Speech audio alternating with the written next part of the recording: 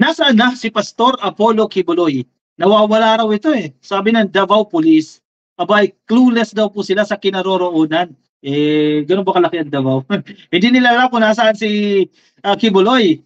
Ang tanong, nawawala o itinatago? Kasi kaninong baluarte ba yung Davao? Kanino nagre-report ang Davao Police? Di ba?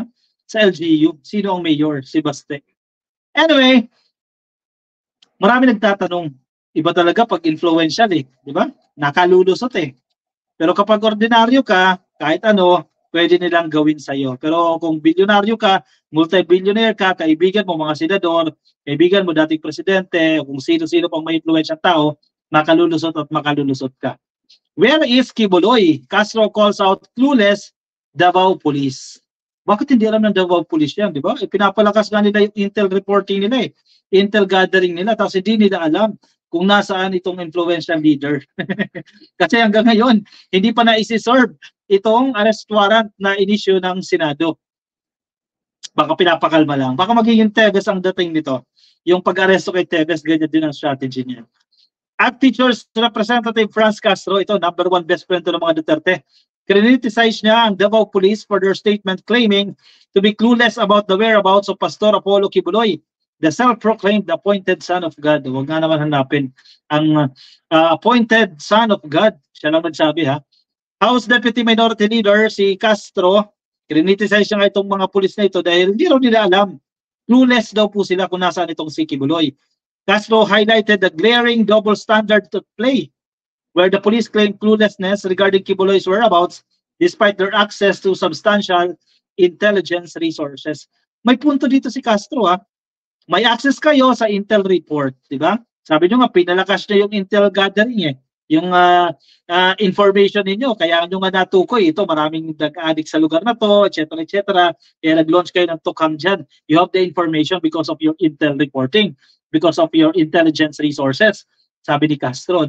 Yet, hindi nyo alam kung nasaan si Kibuloy. Tama, double standard siya. In contrast, activists such as Echo Dangla and Axel Tiong are subjected to arbitrary arrests and abductions without any regard to due process, sabi ni Castro. Ito, may punto tuloy si Castro dito eh, sa pag-question niya sa Davao Police eh. Castro called on the authorities to address this double standard and ensure the fair treatment of all individuals regardless of their stature or affiliation. Yun lang talaga ang problema sa coffee. Hindi pa rin mawawala talaga yan. Dahil nasa baluarte nila yan eh, Davao yan eh. Pero huwag tayo mawala ng pag-asa. Darating din yung sitwasyon dyan na ma-serve yung arrest warrant. Pinapakalma lang sa tingin ko. Kasi feeling ko, itong Senado, wise na itong Senado eh. Ayaw na nilang makipag-coordinate dito sa ano eh, sa Davao Police eh. Kasi alam naman nila kung kanino ang loyalty niyan, di ba? For sure, alam ng Senado yan. The Senate at the House of Representatives have separately issued warrants of arrest against Kibuloy after he failed to attend their respective inquiries despite the issuance of subpoenas. Alam na natin yan, ka-coffee, yung mga kasong isinampa dito kay Kibuloy pero nawawala. Nawawala o itinatago? Sino ang nagtatago dito kay Pastor Apollo Kibuloy? Pero wag mawawalan ng pag-asa, ka-coffee. Matutukoy at matutukoy din yan kung nasaan. Eh, hindi man ganun kalaki ang Pilipinas.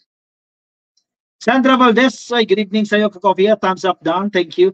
Nanay Shelly D, yung Sergeant at Arms ay may utang na loob kay Digong kaya di maaresto si Kibulok. Possible din yan, ka-coffee, na ang problema na sa Sergeant at Arms. Kasi ang sinasabi ng Davao Police, wala pa silang natatanggap na coordination from the Sergeant at Arms. By protocol kasi, ang halimbawa sa Senado, sa case nila, kapag itong resource person na may arrest order, kapag nasa Metro Manila yung address niya, no, Sergeant at Arms na lang, hindi mo na kinakailangan ng police. Pero kapag outside Metro Manila, you have to coordinate with the local police para ma-serve yung arrest order na yan. Kasi hindi naman expertise ng Sergeant at Arms yan eh. Bagamat retired military officers, yung hepe nila dyan at yung ilang staff nila dyan, hindi pa rin dapat kumilos sila ng solo. Kailangan pa rin nila ng mga those law enforcement officers inactive, no? Na active on duty na tumulong sa kanila sa pag-enforce itong arrest order. So posible, ano to? Maraming possibilities eh. Kulang sa manpower si Sergeant at Arms or ayaw nila for sure sinabihan niya na mas binibili ko tong idea na to na hindi sila makikipag-coordinate sa Davao Police dahil alam nila kung kanino yung loyalty ng Davao Police. Mas pinaniniwalaan ko yung ganyang argumento. And natatakot baka mag-lead into bloody arrest, di ba? Binabalanse nila yan, etc. So, yan yung mga possibilities dyan na posibleng mangyari dyan. Pero may katapusan din lahat yan. Hindi naman forever ganyan yan. Lloyd Nyones, good evening, ka-coffee. Dapat bombahin na lang yung mga mansyon ni Kibuloy para lumabas yan. Sure, ang problema, hindi pwede. Hindi pwede basta-basta ganun, no? Patulong sa Pentagon spy, sabi ni Gardo Sap. Evelyn Tiongson, wala na kaming tiwala sa iyo. Maharlika, ba't ka kasi magtitiwala? Si Aaron okay naman magtitiwala. Arnold Tablang, good evening ka coffee. Buti umabot pa ako ha. Malamang may katotohanan niya ang paratang kay appointed kaya nagtatago o itinago ni Mao. Meron talaga yan ka coffee. Antayin natin. Siguro kung wala tayong aasahan sa House of Representatives o sa Senado, antayin na lang natin ka coffee yung mga pagdilig dyan sa korte. Kasi pag nagkaroon ng finality yan, nagkaroon na ng husga dyan ng ating korte, yan, no? Hindi na sila pwedeng mag-deny dyan. At yung mga kaibigan niya mismo, dapat magsalita na rin ka-coffee at sabihin kung nasaan talaga ito at harapin itong mga kaso na isinampa sa kanila dyan po sa totoong korte. Kasi may pending case na yan eh. At sinampahan na yan ng kaso dyan sa Davao. At meron pang isa ka-coffee dyan naman sa Pasig. So antayin na lang natin ito dito sa sumpina ng Congress. Huwag na tayong umasa dyan. Mukhang mahihirapan silang i-serve itong arrest order na yan. Kapag Interpol ang mag-aaresto dyan, hindi nila mahahalata, masusurpresa nilang sila. ICC, yun ba yan? Digong, para kay Digong, sabi nito yan, there's no posible mangyari sa kanya yan. Marisa Suba, nagsanib na ba si Hitad at si Harry Mao tungkol sa pulburon, ang kakapal ng mga mukha-mukha? Mukhang gano'n na nga po yung nangyari. Mukhang baka mag-collab na ito, tama eh, mamaya, o baka bukas makikita natin si Harry Roque in-interview na ni Maharlika, no? Kasi sunod-sunod, Glenn Chong, etc. Kung sino-sino mga in-interview, Atty. Vicky Rodriguez. Ayan, baka bukas si Harry Roque nandiyan na kay Maharlika. Maharlika POK times 2 ang Amerika. Kaya kung sino-sino ang Cambio. Oy, Sergeant Barut. Cambio. Romeo Sartiga Jr. si Topacio hulihin kasi siya ang nagtago at nagpatagal ng kaso. Natanda ko to si Topacio no? Ano pa ito humirit pa to ng ilang araw yung hearing dyan sa House of Representatives humirit pa siya ng ilang araw kasi kakausapin niya raw yung boss niya, yung principal niya, no? And then one day man nag-report, hindi bumalik sa HOR after na 3 days niyang hearing. Expected talaga, gagawa ng paraan yan para ma-prolong yung kalayaan nito. Third League, Deming, yari si Harry Mao ha, kapag lumevel siya kay Maharlika, madidisbar yan si Roqueta. Oh, exciting ha.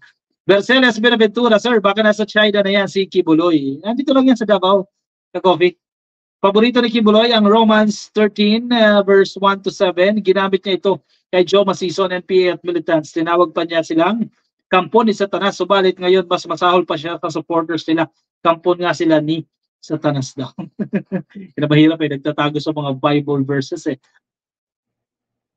Palagay ko, andyan lang yan si Kibuloy sa bahay niya. Hindi lang siguro nila mapasok. Dapat AFP ang umaresto dyan. At may dalang warrant. Nandiyan lang yan ka-coffee. Siyempre, sinabi niya nga, di ba? May nilabas siyang parable no? Siya ay napapalibutan ng mga berde at pulang langgam na handa siyang ipagtanggol. Berde ba o itim? Ka-coffee sure yan ha, gumawa sila ng edited si Harry Mao. Lloyd Nyones, yan, antay tayo yan. Mga basura yan sila Digong. Anak, in love ka na ba? May girlfriend ka na? Gumagawa pa pa Naks naman na. Nanay Shelly D, nakita mga observation mo dyan, Nanay Shelly D, no? Evander Lopez, ito si Harry Mao, kung magsalita parang hindi attorney, napakabasura. Yan ang peste. Naniniwala sa chismis, naniniwala sa marites.